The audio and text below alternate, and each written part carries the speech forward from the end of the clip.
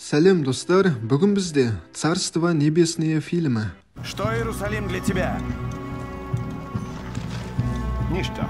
Христиандардың Иерусалимді басып алып, билік етіп отырғандарына 100 жыл болды. 1184 жылы Франция. Жергілікті шіркеу қызметкерлері өз-өзіне қол жұмсаған әйелдің денесіне жерлеп жатыр. Осы кезде олардың жанынан Иерусалимге аттанып бара жатқан крест жорықшылары өтіп бара жатыр еді. Олар осы ауылға тоқтап, аттарын демалдырып, тамақтанып алғысы келді. Олар осы жерде көңіл күйі жоқ Балиян есімді шаруамен танысты. Сөйтсе, Балиян дегеніміз шетінеген баласының өлімін көтере алмай, өз-өзіне қол жұмсаған әлгі әйелдің күйеуі екен. Осы жерде крест жорықшыларының қолбасшысы Готфри Балиянның өзінің баласы екенін білді. Готфри ұлынан осыған дейін жанында болмаған үшін кешірім сұрап, өзімен бірге Иерусалимге крестшілермен бірге аттануын сұрады. Сонда ұлының қарсылығына қарамастан Готфри келесі тоқтайтын жерін оған айтып кетті. Осыдан кейін Балиянға шіркеу қызметкері келіп, крест жорығына аттан және солай жасау арқылы өз-өзіне қол жұмсаған әйеліңнің күнәсін жуып шай дейді. Онымен қоса, өз-өзіне қол жұмсаған әйелді жерлемес бұрын әдеттегідей оның басын кесіп алғанын айтты. Кейін әңгіме арасында Балиян шіркеу қызметкерінің кеудесінен өзінің әйелінің крестін байқап қалды. Осы кезде жігіт ашуға булығып, шіркеу қызметкерін өлтіріп, оны отқа лақтырып жіберді. Осыдан кейін біздің батыр өзінің әкесі мен рыцарларды қуып жетті. Ал Готфри қатарларына қосылған ұлының қару-жарақты қалай меңгеретінін білгісі келді. Осылайша әкесі мен ұлы күш сынасып жатқанда, ауыл шерифі келіп, Балиянды шіркеу қызметкерін өлтірген үшін тұтқындайтынын айтты. Ал бұл нәрсеге Готфри қарсы болып, екі жақтан шайқас басталып кетті. Және осы шайқас кезінде қолбасшы жарақаттанып қалды. Алайда түбінде рыцарлар жеңіске жетті. Осы сәтте Готфридің жарақаты өте ауыр, тіпті өлімге әкелуде мүмкін екені белгілі болды. Осылайша крестшілер Иерусалимге жолдарын жалғастырып, жолда бір қалашыққа тоқтады. Қолбасшы Готфридің жағдайы нашарлап бара жатыр. Ол өзінің ұлына менің ісімді жалғастыр деп, король мен халқына адал қызмет етуге уәдесін алды. Осы қалашықта ол Иерусалимнің королі болғысы келетін Лузинянмен танысты. Осы түні Готфри өзінің ұлына ресми түрде атақ шенін бергеннен кейін қайтыс болып кетті. Осыдан кейін біздің батыр өзінің адамдарымен бірге Иерусалимге жолдарын жалғастырды. Олар теңізде үлкен толқынға жолығып, кемелері апатқа ұшырады. Балиянның көрер жарығы бар екен. Жорықшылардың арасында жағаға шығып тірі қалған жалғыз өзі екен. Ол жағада керек жарақтарын жинап жүріп, байлаулы тұрған атты көріп қалды.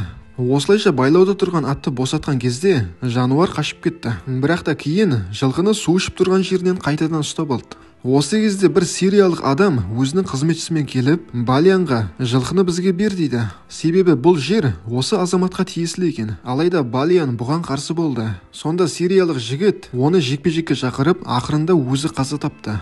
Бірақ та Балиян мейірімділік танытып, қызметші Иматты өлтірмеді. Осылайша Имат Балиянды Иерусалимге алып келді. Сонда Балиян Иматты өзіне құл ретінде алып қалудың орнына әлгі тұлпарды сыйлап, оны бостандыққа жіберді. Сонда қызметкер жігітке қарап, бұл жақсылығынды ешқашан ұмытпаймын дейді. Келесі күні Балиянды Готфридің адамдары жолықтырып, оның әкесінің сарайшықтағы бұрынғы бөлмесіне алып барды. Осыдан кейін жігіт Иерусалимнің ішінде алдымен корольдің қарындасы Сибиламен танысты. Ал содан кейін шіркеу қызметкері Фликпен жолықты. Флик оған қаладағы жағдайды баяндап беруде. Олар ғимаратқа кірген кезде сөзге келіп жатқан қолбасшы Тиберий мен француз әскерінің басшысы Реноны көрді. Осы кезде Тиберий Реноны шығарып жіберіп, Балиянмен жақын танысты. Сөйтсе Тиберий Балиянның әкесінің жан жолдасы болған екен. Оның айтуынша, сұлтан мен патшаның арасындағы келісім бұзылуы мүмкін. Өйткені европалық Рено мен Луизиянның адамдары Иерусалимдегі мұсылмандарға тыныштық бермейді. Ал кейінірек Лузиян мен біздің батыр бір дастарханда жолықты.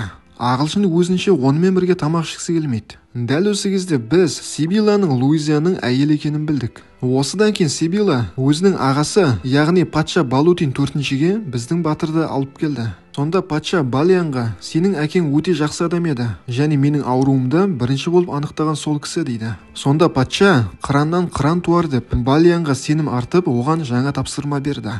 Енді Балиян Палестинаға барып, ондағы жағдайды өзінің қолына алу керек. Осылайша жігіт айтылған жерге келген кезде халықтың су тапшылығынан қаншалықты зардап шегіп отқанын көріп, өзінің инженерлік біліктілігін көрсетіп, халыққа жаппай жер қазуға кірісуді бұйырды. Оның бұйырғаны жай сөз. Балияның өзі де халықпен бірге жұмыс істеуге кірісіп кеткен. Осы кезде жүріп жатқан жұмысты бақылау үшін Палестинаға Сибила келді. Сонда ол халықпен бірге жұмыс жасап жатқан біздің батырды көріп, қарапайымдылығына тәнті болды.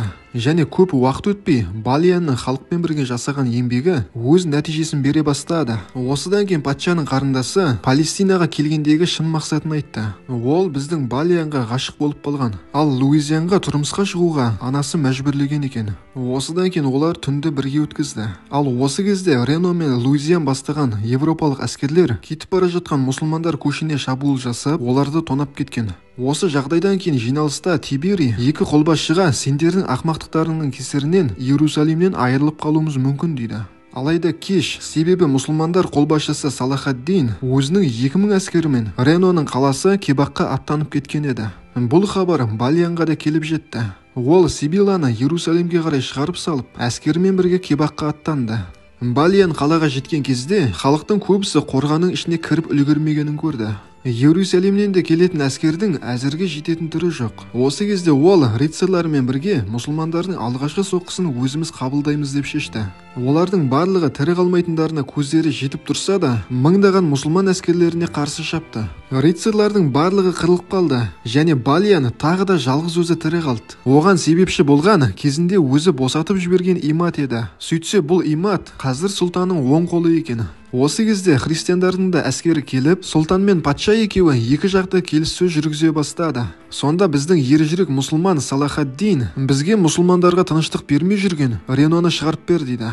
Сонда патша, мен Реноны шығарып бере алмаймын, бірақ та жазасын өзім беремін дейді. Және де бұл шартқа келіспесе, осы жерде тұрған әскердің барлығы мерт болады деп ескертті. Сонда ержүрек Салахаддин бұл шартқа келісті және әскерін осы жерден алып кетті. Осыдан кейін патша бүкіл халықтың көзінше Реноны сабап, Тиберийге оны зынданға лақтырыңдар деп бұйырды.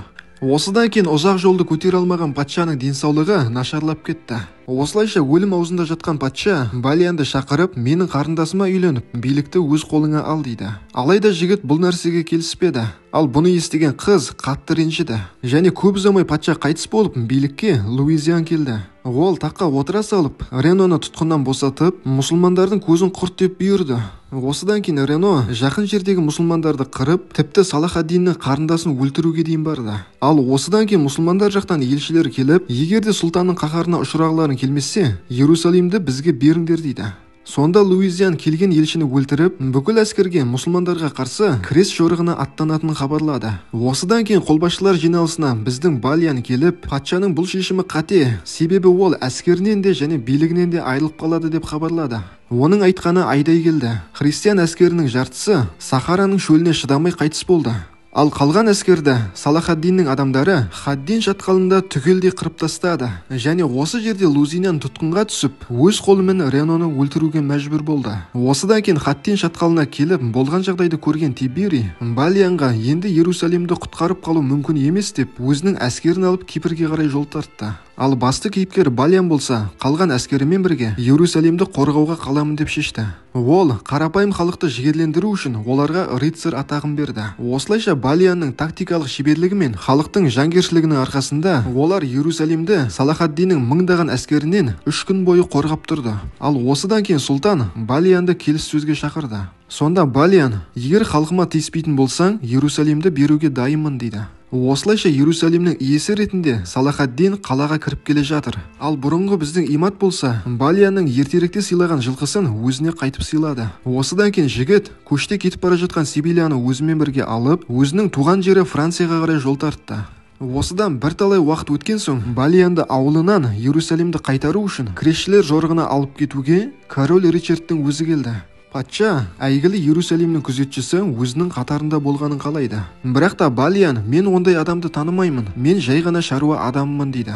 Ал осыдан кейін басты кейіпкер қасына Сибилияны алып, жаңа өмір бастау үшін ауылынан басқа жерге аттанып бара жатыр. Және де ауылынан шыға берісте өзінің бұрынғы әйелінің бейітіне тоқтап, онымен қоштасып кетті. Ал біздің тарихтан білетініміз, бұдан кейін де мұсылмандар мен христиандар арасында Иерусалим үшін үлкен шайқастар болып өтті. Достар, әлбетте бұл жай ғана кино ғой. Және осы фильмнің өзінде де мұқият қарайтын болса, мұсылмандар барлық тірліктерін еркекше шешкен.